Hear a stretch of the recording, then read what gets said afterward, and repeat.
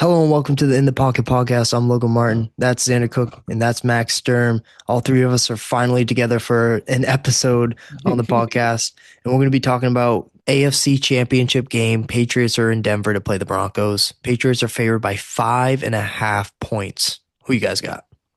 I like the point spread. Dude, if Bo Nix was in this game, it's a different story, plain and simple. Now Jared Stidham is getting the start. It's his second career start in the NFL.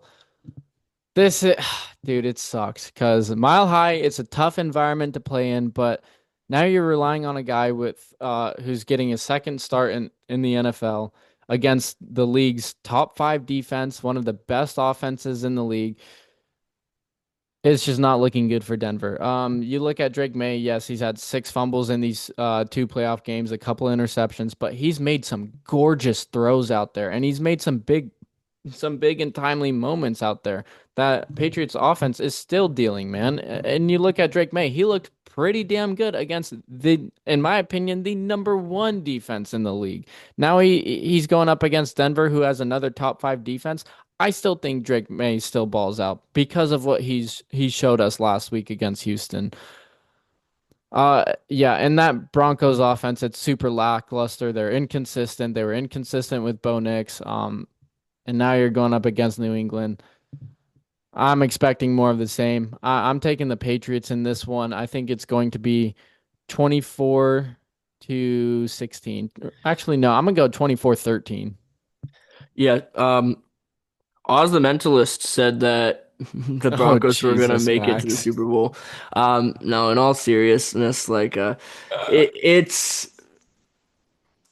it's all but over at this point. I've been talking to my coworkers at the station, and I've just been congratulating them on a Super Bowl appearance because without hmm Bo Nix, I think it's going to be incredibly difficult for this Broncos team to make it. Now, their defense is one of the best in the league.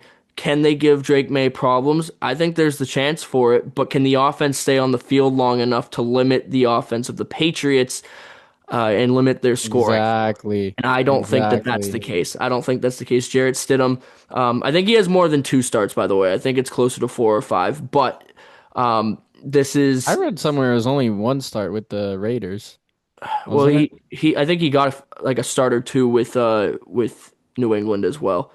I Um, don't think he did. Regardless, he's an inexperienced quarterback who is about to step on the second brightest stage in the NFL against one of the league's premier teams in the New England Patriots. Now the Patriots are no stranger to dropping games to backup quarterbacks in big time situations. Oh shit, But you're right. was I right? Yeah, he started two games for the Raiders and then two games for the Broncos in 2023. Okay.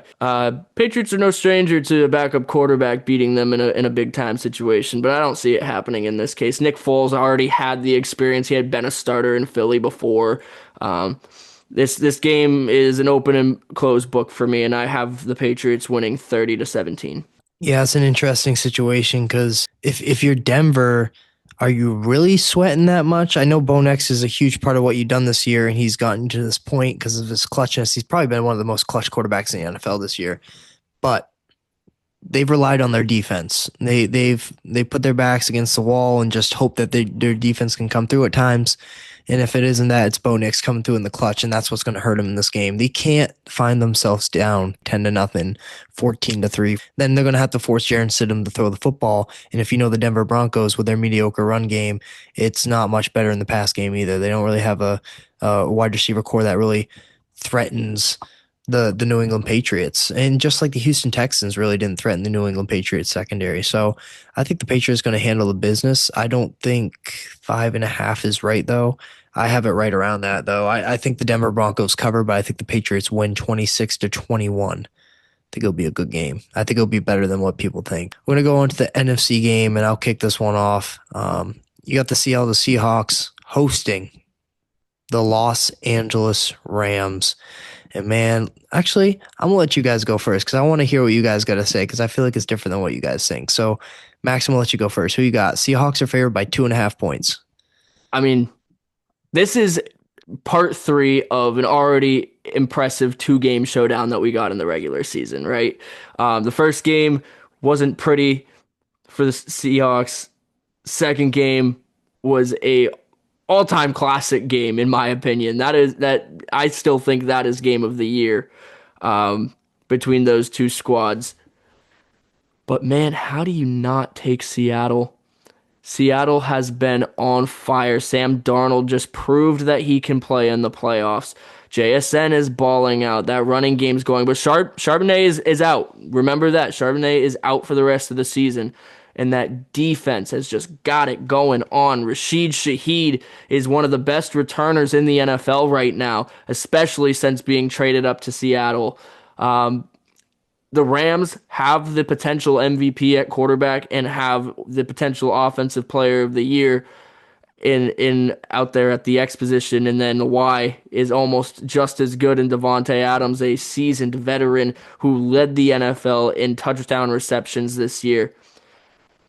But whose defense is better? Who can play better defense against two high-powered offenses?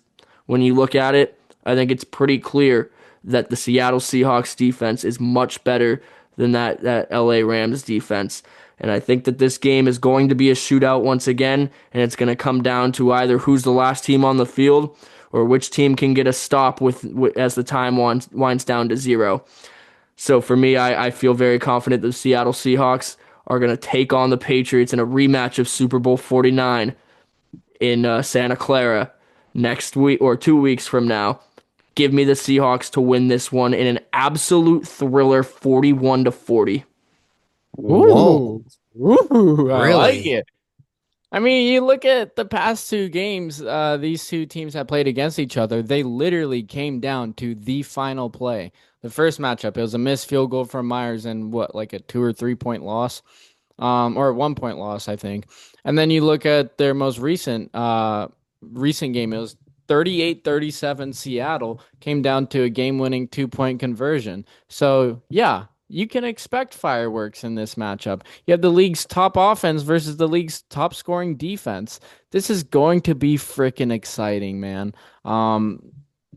There are questions surrounding this game. How's Darnold with his oblique injury? He hasn't thrown the ball much in his game against San Francisco last week or the game against San Francisco back in week 18. Losing Charbonnet hurts a lot. Gruesome injury. Now you have to rely on Kenneth Walker III. How can he carry that workload against this Rams defense? Yeah, he had 11 carries, 100 yards, 3 touchdowns against San Francisco, but that was a beat up defense. So there's questions surrounding Walker and the workload this upcoming Sunday night. You look at the Rams. How's Matthew Stafford's throwing hand? I know that was injured a little bit. How's that going to have an effect in this matchup? How are the Seahawks going to limit Puka Nacua? In their last matchup, he had 12 catches for over 240 receiving yards and a couple scores. So can they stop Puka Nacua? All of those questions, in my opinion, are going to lead to a thrilling, exciting matchup, dude. I love it. I love it. And I'm a firm believer that defense wins championships. And to me, the Seattle Seahawks have the better defense. They've been more consistent throughout the season. I don't get me wrong, I love the Rams. I love Matthew Stafford playing like an MVP candidate right now. But I just love Seattle more. They have such a complete roster. They still managed to score 41 points, even with Sam Darnold dealing with an injury, even with the season-ending injury to Charbonnet. They still only let up 6 points. That defense was incredible against San Francisco. And then you look at their special teams. Myers is an elite kicker. And then Rashid Shaheed, elite return man. Mike McDonald, amazing coaching story this season. He has transitioned into one of the better coaches in the NFL. I mean, this is going to be a beautiful game, man. I can't wait to watch every second of it. I'm expecting a high-scoring game like Max. I'm going 38-35 Seattle. Probably going to be backwards. But I got Seattle winning 33-21. And I'll tell you what, What gives you hope about the Rams? Their pass rush and their wide receivers and their tight ends. I think they have the best tight end room in the NFL. I think that's up for debate. You look at Colby Parkinson, Tyler Higbee, Terrence Ferguson, and Davis Allen. They all play and they all produce for the team. They excel in multiple tight end looks and can run off that in the run game and the pass game. So, but looking at this game, outside of like I said, the pass rush, the receivers are who you look at for the Rams. Devontae Adams doesn't look the same. Maybe it's because they're playing in cold Chicago, and Puka Nacua also looks like he's not the same. His foot looks like he's bothering him a little bit. And going up against a physical defense in the Seattle Seahawks, who might be, if not 1, 2, they're 3, or if not 3, they're 2, and if not 2, they might be actually 1. But I think the Houston Texans have the best defense. But Seattle, top 3 defense, man. And they've been playing really physical. They might be the hottest team in the NFL right now.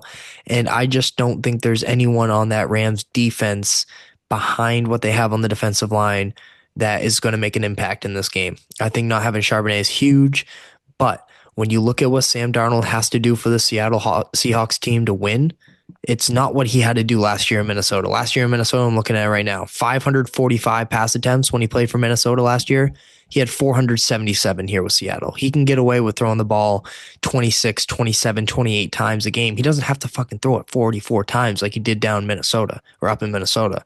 So that takes a lot of pressure off his back. So now it'll come down how can the run game be for the Seattle Seahawks? And I think Kenneth Walker is going to have to prove in this game that he should be the one and only running back on that team, even though Charbonnet is pretty freaking good. But Kenneth Walker, this is going to be a huge game for him. And that offensive line's underrated too. So we already know what the defense can do. The offense is underrated, and they can really surprise teams. I just don't think the Rams have the guys to match up with the Seattle Seahawks. I think the Patriots match up really well with the Broncos. I don't think the Rams match up well with the Seahawks. So give me the Seahawks to win by 12, 33-21.